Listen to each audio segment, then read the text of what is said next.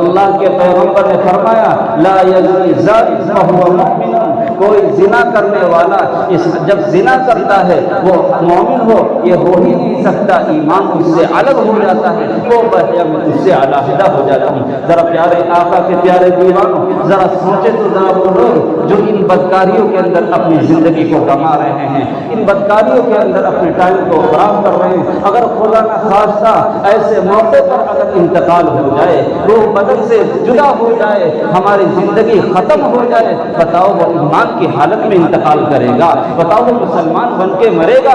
محمد رسول اللہ نے فرما دیا ہے کہ کوئی زانی جب زنا کرتا ہے ایمان اس سے علیحدہ ہو جاتا ہے، اس سے دور ہو جاتا ہے۔ بھائی اس کے بہت بڑی وعیدیں بیان فرمائی۔ آج کے مسلمان، آج کے نوجوان، آج کے معاشرے کے لوگ آج اپنی طاقتوں کو غلط استعمال کرتے ہیں، اپنی زندگی کی جوانی کو غلط استعمال کرتے ہیں۔ انہیں کیا قیامت کے عذاب کا پتہ نہیں ہے؟ کیا انہوں نے محمد رسول اللہ کی حدیثوں کو نہیں سنا ہے؟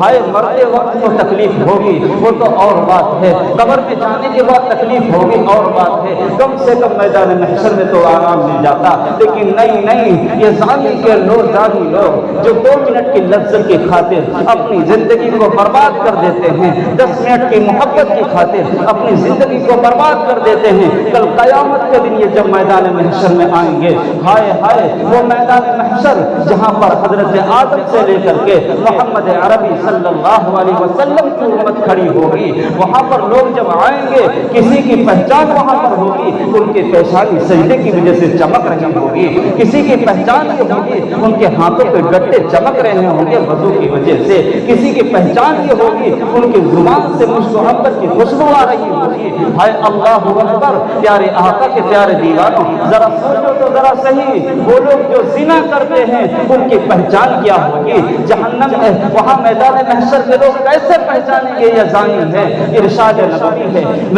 میں اس بات کو بیان نہ کرتا اگر کسی مولوی کی کتاب ہوتی، کسی مفتی کی کتاب ہوتی، میں نہیں بیان کرتا اس منبر کے اوپر، لیکن یہ محمد رسول اللہ کا قول ہے، مجھے خود اپنی زبان سے کہتے ہوئے شرم آتی، لیکن میں سوچتا ہوں کہ سب سے زیادہ باحیا جو شخصیت گزری ہے وہ آمنہ کا لاڈلا محمد رسول اللہ گزرا ہے، اس کے صدقے میں ہمیں حیا ملی ہے، اس کے صدقے میں ہمیں عزت ملی ہے، اس کے صدقے میں ہمیں ایمان ملا ہے۔ محمد رسول اللہ 1450 سال پہلے یہ بات فرما کر بتلا گئے ہیں، یہ بات صرف کتاب میں چھپنے کے لیے نہیں ہے، یہ بات صرف کانوں سے سن کر نکالنے کے لیے نہیں ہے، محمد اسی لیے بتلا کر گئے تھے آگے آنے والے ہمارے جو وارث ہیں، جو علماء ہیں، ہماری بات کو عوام تک پہنچا دیں۔ میرے پیارے آقا نے کیا فرمایا کہ جب زانیوں کو لایا جائے گا ان کے جسم سے اور خاص طور سے زنا کرنے والے اعضاء سے، شرمگاہوں سے ایسی بدبو پھیل رہی ہوگی کہ سارا میدان محشر ان کے اوپر لعنت کر رہا ہوگا۔ شرمگاہوں سے اتنی بدبو پھیلے گی کہ سارے میدان محشر پہچان لیں گے کہ یہ زانی ہے، یہ زنا کرنے والا ہے۔ ارے ذرا سوچو تو ذرا صحیح میرے پیارے آقا کے پیارے دیوانوں، آج ہماری زندگی کدھر کو جا رہی ہے؟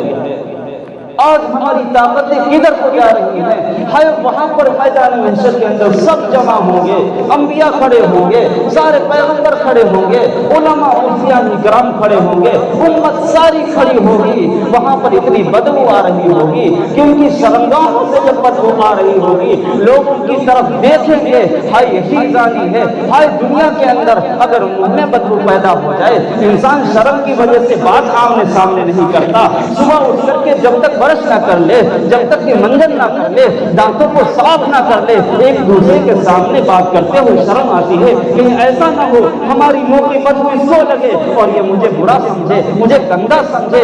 اگر پیاز کھا لیتے ہیں اس کی بدبو کو دور کرنے کے لیے جب تک سونف استعمال نہیں کر لیتے، جب تک پان نہیں کھا لیتے، جب تک چین نہیں آتا ہے کیونکہ ہماری بدبو ختم ہو جائے، پان کھا کے بدبو منہ کی چلے جائے۔ یہاں کی رسوائی کا اتنا اہتمام، ہائے وہاں کی رسوائی کا عالم کیا ہوگا، وہاں کی ذلت کا عالم کیا ہوگا۔ وہاں سے منہ کے اندر کوئی بدبو نہیں ہوگی، کوئی پیاز کی بدبو نہیں ہوگی، سوپ کی بدبو نہیں ہوگی، بلکہ شرمگاہوں سے بدبو آ رہی ہوگی۔ وہاں پر سارے لوگوں کے سامنے جب یہ ذلت ہوگی، یہ وہاں پر رسوائی ہوگی، اس رسوائی کا عالم کیا ہوگا۔ اے مسلمانوں، پیارے آقا کے پیارے دیوانوں، کیا ہم نے اس رسوائی سے بچنے کی کوشش کی ہے، اس ذلت سے بچنے کی کوشش کی ہے؟ میرے آقا نے فرمایا ان کی شرمگاہوں سے جب بدبو آئے گی، سارے میدان محشر والے لعنت کریں گے، اس میں لعنت کرنے والے انبیاء بھی ہوں گے، مفتی بھی ہوں گے، بزرگان دین بھی ہوں گے، اور جن کی لعنت کے لیے، جس کے بربادی کے لیے انبیاء کی زبانیں کھل جائیں، اس کی بربادی کا عالم کیا ہے۔ اللہ اکبر، کتنا بڑا عذاب یہ دے دیا۔ اور اسی پر بس نہیں، میرے پیارے آقا کے پیارے دیوانوں، کل قیامت کے دن میدان محشر میں اللہ کی طرف سے جب لوگوں کو لایا جائے گا، حکم ہوگا میدان محشر میں کھڑے ہونے کا۔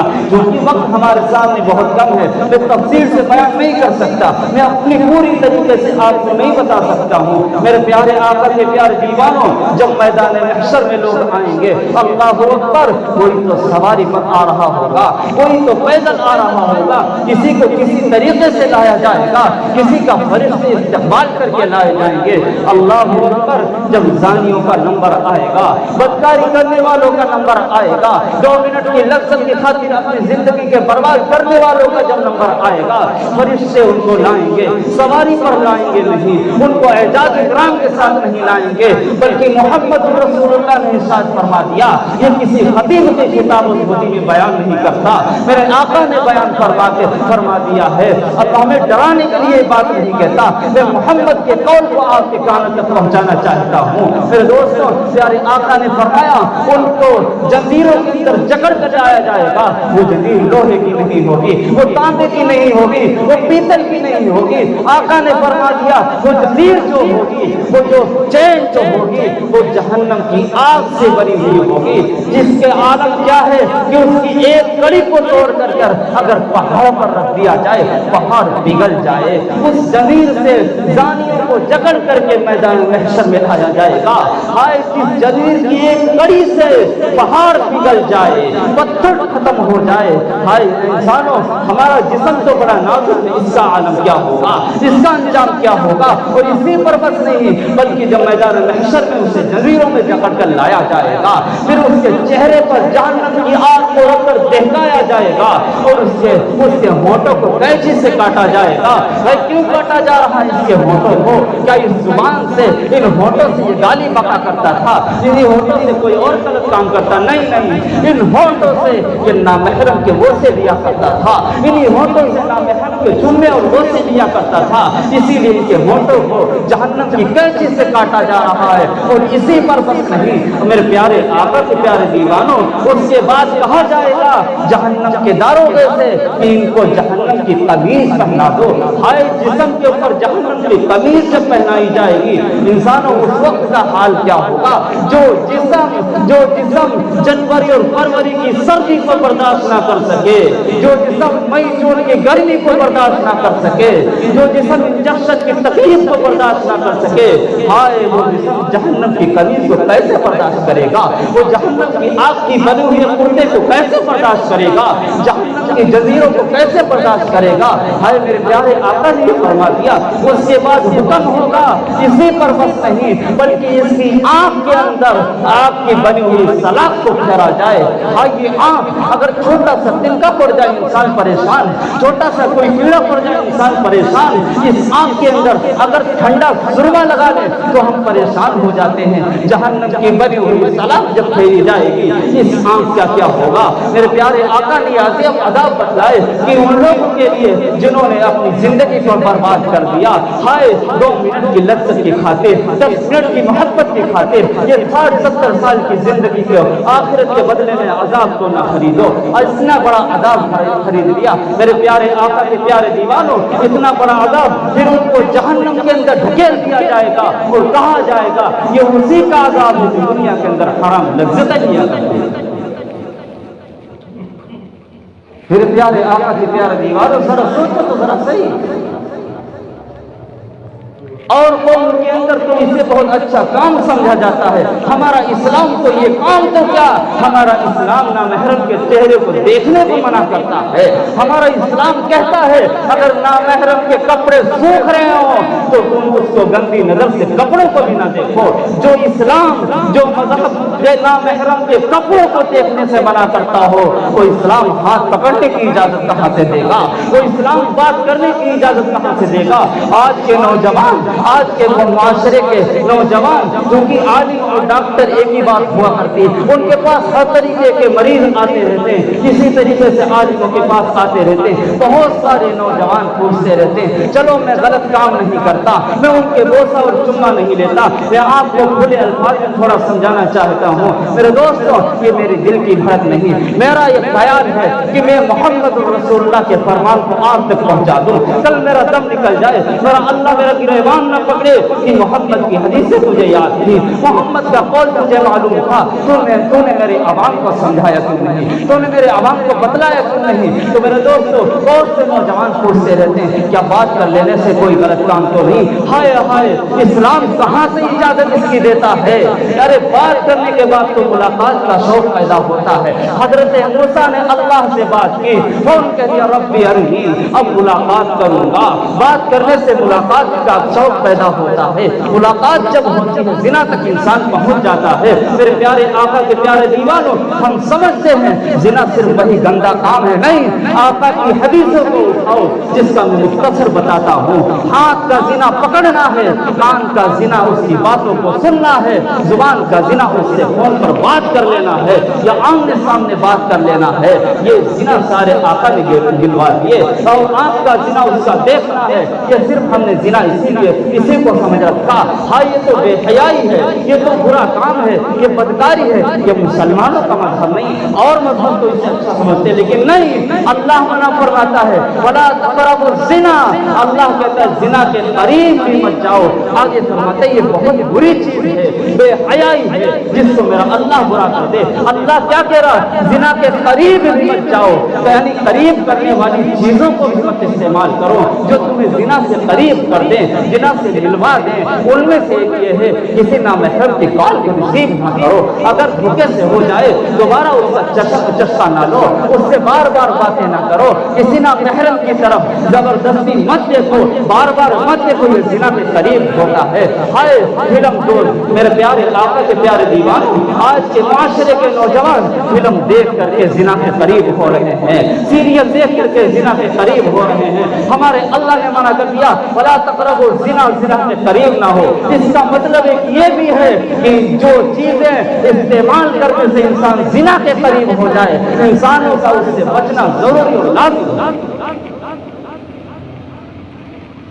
میں پوچھنا چاہتا ہوں آج کے مسلمانوں سے، میرے پیارے آقا کے پیارے دیوانوں، میں یہ نہیں اس لیے بیان یہاں پر اس لیے نہیں کر رہا ہوں، اتنا بڑا مجمع یہاں پر موجود، اتنے لوگ موجود ہیں، کوئی ایسا انسان ہو، میں بالکل یہ نہیں سمجھتا. لیکن میں آپ کو یہ بات میری بتانے کا ایک مقصد یہ ہے کہ یہ کم سے کم زنا کے عذاب پر اللہ کے نبی نے جو حدیث بیان کی ہمارے کانوں میں پڑ جائے. چونکہ ہم انسان ہیں، میں اپنے آپ کو بھی کہتا ہوں ہم انسان ہیں. انسانوں کے خیال میں، انسانوں کے ذہن میں برا خیال آ سکتا ہے، برا بدکاری کا خیال آ سکتا ہے. جب ہمارے کانوں نے پیغمبر کا ارشاد سنا ہوگا تو بچنا آسان ہو جائے گا.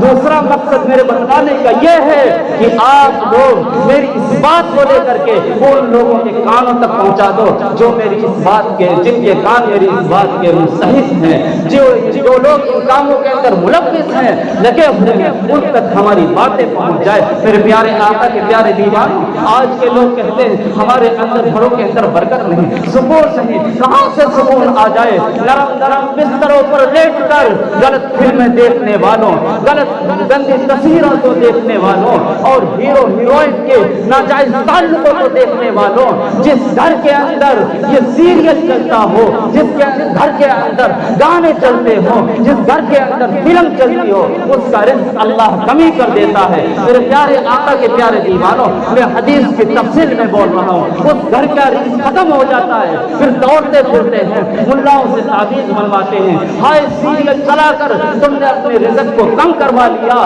جس گھر کے رزق کو میرا اللہ کم کر دے، ملا کا تعویذ کام نہیں کر سکتا۔ اللہ نے تمہارے سیریل کی وجہ سے رزق کو تنگ کر دیا ہے، تمہارے نرم نرم بستروں پر رات میں لحاظ کے اندر فلموں کو دیکھنے کی وجہ سے گھروں کے اندر کے سکون کو ختم کر دیا ہے۔ کس تعویذ کو تمہیں سکون مل سکتا ہے؟